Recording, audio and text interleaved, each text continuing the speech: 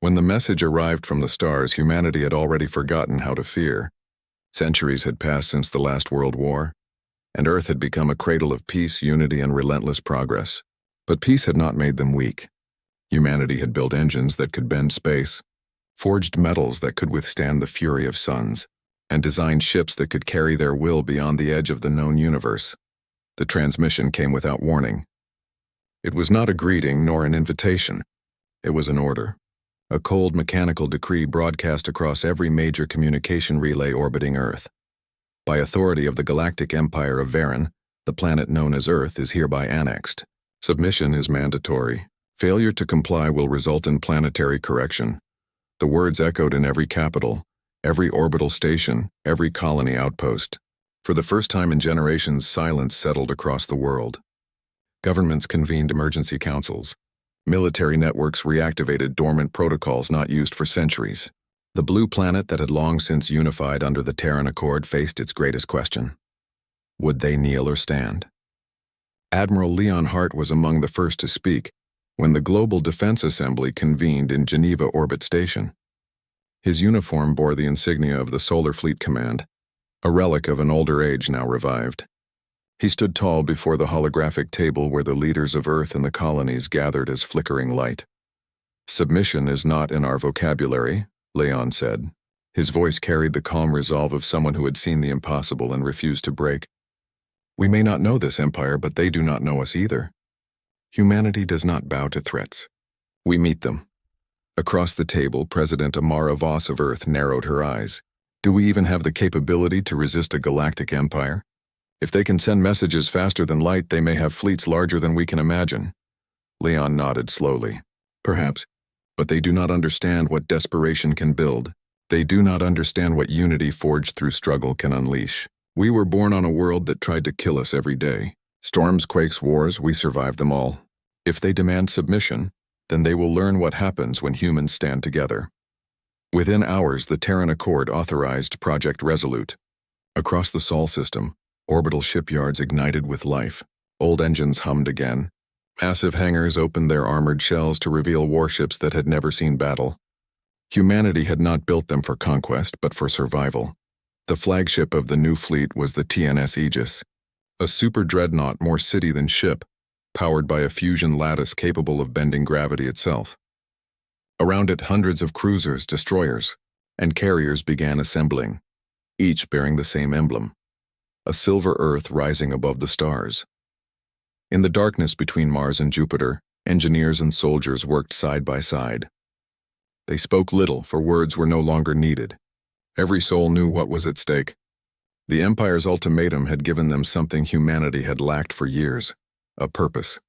Meanwhile, far beyond the reach of human telescopes, the Galactic Empire of Varen observed. On the bridge of a colossal warship orbiting the binary stars of Selenar, Grand Marshal Trin studied the transmission reports from the Terran system. Status of the annexation order? He asked coldly. His adjutant, a tall alien with translucent skin and luminous eyes, responded. No response of submission. No envoy dispatched. Scans indicate significant energy signatures near their third planet. It appears they are mobilizing. Trin's crest stiffened, a gesture of irritation. Primitive defiance. Always the same with pre-ascendant species. Send the correction fleet, destroy their orbital platforms, neutralize their command centers, and force their leadership to sign the pact. Yes, Grand Marshal, the order went out. 3 weeks later, the void beyond Neptune shimmered as space-time twisted. The Imperial Correction Fleet, 200 warships strong, emerged from slipspace. Each vessel was a masterpiece of alien engineering, plated with reflective armor that pulsed with energy.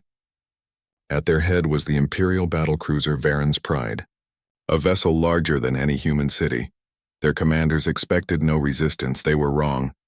The first human contact came not from a fleet, but from a transmission. It was a simple message broadcast on all frequencies, clear and steady. This is Admiral Leon Hart of the Terran Navy. You have entered sovereign territory. Leave now or be engaged. The alien commander, amused by the primitive challenge, replied with arrogance. You are outmatched. Your world will be corrected. Prepare for compliance. Leon stood aboard the bridge of the Aegis, surrounded by his officers. Understood, he said, his voice a calm storm. Then you will face humanity's correction. Moments later, the void lit up. Human battleships emerged from stealth fields near the orbit of Pluto, their hulls glowing faintly with blue energy as their drives stabilized. The Empire's scanners were overwhelmed by the sudden signatures. Dozens of Terran warships appeared in formation, sleek, angular vessels bristling with railguns, plasma arrays, and kinetic accelerators. The first salvo came from the Aegis, a hyper-rail cannon fired, launching a tungsten slug at near light speed. The projectile crossed space in seconds, slamming into an Imperial cruiser and reducing it to molten debris. The aliens faltered, unprepared for the precision and brutality of human engineering. The battle that followed was chaos made art. Human ships fought like predators, darting between debris, coordinating through quantum-linked AIs that learned and adapted with every move. The Imperial fleet fought by doctrine and hierarchy, slow to react, bound by rigid command. In less than an hour, the correction fleet was in disarray. Their shields failed under the relentless impact of kinetic strikes. Human drones tore through their formations. Plasma torpedoes glowing like small suns detonated across their flanks. Admiral Leon watched silently as another enemy flagship split apart. His crew erupted in cheers, but he remained calm. Maintain formation. No pursuit. We send a message, not vengeance. Back in the Galactic core, news of the defeat spread like wildfire. The Empire had never lost a correction fleet before. To them, the Terrans were a backwater species, barely worthy of record. Now their name burned through the halls of command. Grand Marshal Trin was furious. How did they achieve this?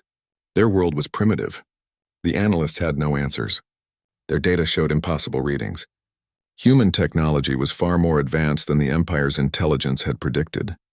They had developed energy manipulation, gravitic propulsion, and adaptive AI systems that rivaled their own. Trin slammed his clawed hand against the console. Then we will send the Dominion fleet. Erase their system entirely. But by the time the second wave was prepared, humanity had already moved. Within months, the Terran Navy had expanded beyond Sol. Their exploration fleets, once peaceful, were refitted for defense. The colonies on Titan and Europa became forward bases. Earth itself became a fortress protected by orbital rings and defense grids. And then came the Declaration, broadcast across the galactic network. This is the Terran Accord. We are humanity. We do not seek war, but we will never bow. The galaxy may have empires and hierarchies, but we have something more enduring. We have unity and we have will. The message spread across worlds, both conquered and free. To the enslaved species of the Empire, it was a spark. To the rulers, it was a challenge. To humanity, it was a promise. The Empire responded with fury. The Dominion fleet, over 1,000 ships, advanced toward Sol, expecting to crush the resistance once and for all. Humanity was waiting. In the shadow of Jupiter, the Terran Armada assembled. More than 600 ships, each one crafted from alloys that could shrug off starfire. The Aegis stood at the center, its engines glowing like a second sun. Around it, carriers launched swarms of autonomous interceptors, each guided by neural links connected to human minds on Earth. Admiral Leon looked at the tactical display, watching the enemy fleet emerge from slipspace. His second officer whispered, "They outnumber us almost 2-1. He smiled faintly. "Then they have enough targets." The battle for Sol began. The void screamed with energy as weapons fired across millions of kilometers. Human rail slugs pierced through alien shields, leaving trails of molten debris. The Empire's energy lances struck back, vaporizing ships in bursts of light.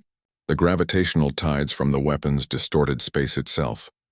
But humanity's greatest weapon was not their technology. It was their adaptability. Human commanders used unpredictable tactics, splitting formations, feigning retreats, and drawing the enemy into traps.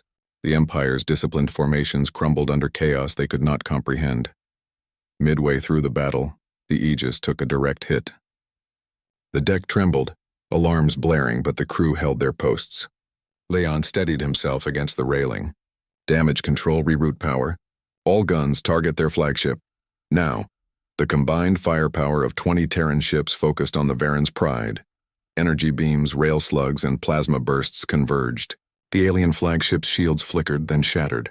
A moment later, it exploded into a silent bloom of light, its debris scattering like ashes across the void. The enemy fleet broke. Some ships fled into slipspace. Others were hunted down by human interceptors. By the battle's end, Seoul remained untouched. The galaxy, for the first time in ages, had witnessed the defeat of an Empire's Dominion fleet. When the battle reports reached the Galactic,